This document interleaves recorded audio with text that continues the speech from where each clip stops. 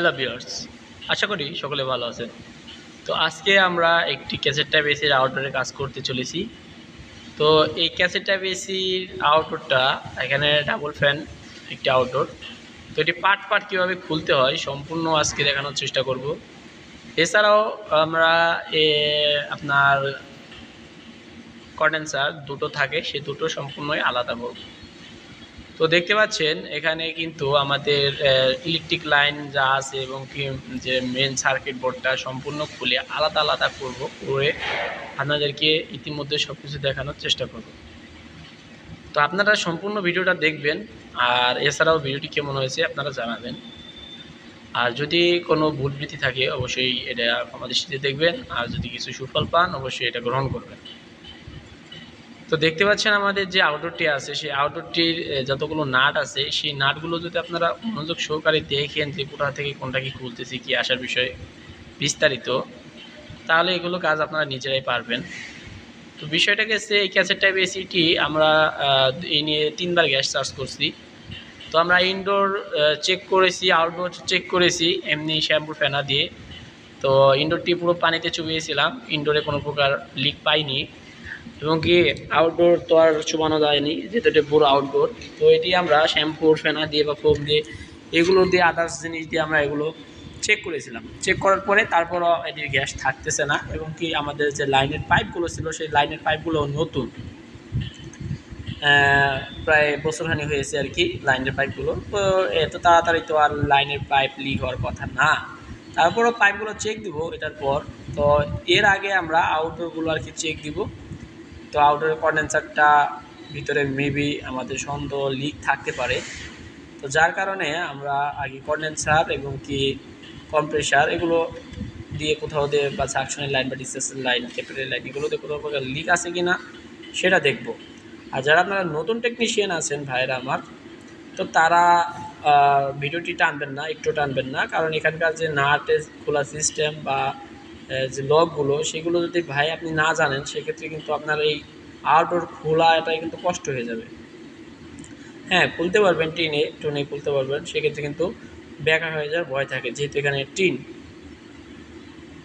তো এখানে কোন জায়গার কি নাট থাকে, কতগুলো নাট থাকে সেগুলো তার বিস্তারিত সব দেখানো সম্ভব না। তো যতটুকু দেখানো যাচ্ছে আপনারা যদি না টেনে সম্পূর্ণ ভিডিওটি দেখেন অবশ্যই এখান থেকে অনেক কিছু শেখা যাবে।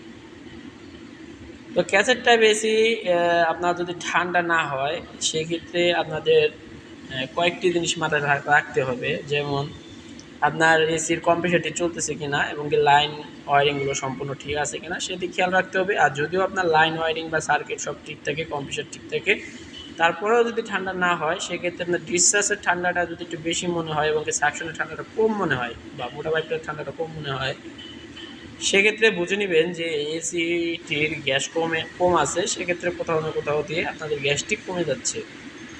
যদি এরকম হয়ে থাকে সেক্ষেত্রে যদি আপনি কোম্পানিতে জব করেন তাহলে তো আর আপনারা ফার্স্ট চান্স 2-1বার গ্যাস দিবেন, দিয়ে একটি লিকটা যদি বড় হয় পরে আর কি আপনারা খুলবেন। আর ইদানিং বর্তমান যে সময়টা, এই সময়ে গ্যাসের যে পরিমাণ দাম বাড়ছে, আসলে বাংলাদেশে কাজ করাটাই ট্রাফ হয়ে যাচ্ছে। এত গ্যাসের রেট নিয়ে কেউ আর কি কাজ করাতেই চায় না, গ্যাসের রেটের কথা বললে এত পরিমাণ দাম বাড়ছে। তো বন্ধুগণ, আমি বলতে চাচ্ছি না কোন গ্যাসের কত রেট, আমি মূলত আপনাদেরকে কাজ দেখাতে চাচ্ছি যে আসলে কোনটার কি কাজ, কি আসার বিষয়ে বিস্তারিত ইত্যাদি। তো এখানকার যে পাইপগুলো আছে সেই পাইপগুলো আমরা হিট দিয়ে খুলব। তো হিট দিয়ে পাইপ খোলার পরে সম্পূর্ণটা আলাদা আলাদা করব। এর আগে আমাদের ভিতরে কিছু গ্যাস ছিল, সেই গ্যাসটি আমরা বের করে নিচ্ছি।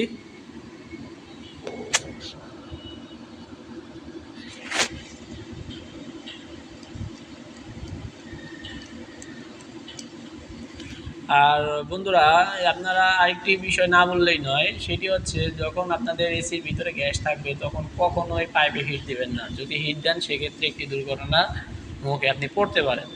তো অবশ্যই সম্পূর্ণ অনেক সময় আপনি সাকশন দিয়ে গ্যাস ছেড়ে দিবেন, কিন্তু ডিসচার্জের ভিতরে অনেক সময় গ্যাস জমা থাকে, এই গ্যাসটি সম্পূর্ণরূপে বের হয় না। আর আপনি যদি তখন ডিসচার্জ পাইপে হিট দেন সেক্ষেত্রে কিন্তু এসি ব্লাস্ট হবে। 100% ব্রাস্ট হবে, পাইপগুলো ফেটে যাবে। ফেটে গেলে কিন্তু আপনার চোখ মুখের অবস্থা খারাপ হয়ে যেতে পারে এবং কি মৃত্যু পর্যন্ত ঘটতে পারে। তো তাই আমি বারবার বলতেছি যে কখনোই আপনারা পাইপে এসির ভিতরে গ্যাস থাকাকালীন কখনোই পাইপে হিট দিবেন না। তো যদিও এই এসিতে গ্যাস, এই এসিতে আগুন ধরে না, তারপরে কিন্তু রিস্ক, প্রচুর রিস্ক।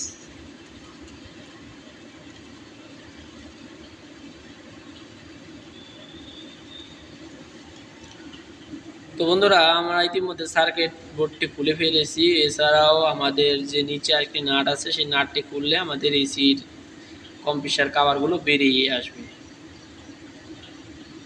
তো আমি আপনাদেরকে আবারও বলতেছি, যদি আমাদের এই ভিডিওটি ভালো লেগে থাকে তাহলে অবশ্যই চ্যানেলটি সাবস্ক্রাইব করে রাখবেন এবং পাশে থাকা বেল আইকনটি বাজিয়ে দিবেন। তো এছাড়াও যদি কোনো প্রকার কাজ না বুঝে থাকেন কমেন্ট করবেন, কমেন্টের মাধ্যমে আমরা আপনাদেরকে জানিয়ে দিব।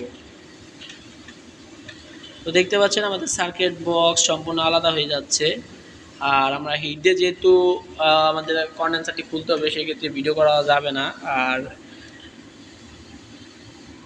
ভিডিও করতে গেলে অনেক কষ্ট হবে। তো আমাদের ভিডিওটি এই পর্যন্ত শেষ করতেছি। তো সবাই ভালো থাকুন, আল্লাহ হাফেজ।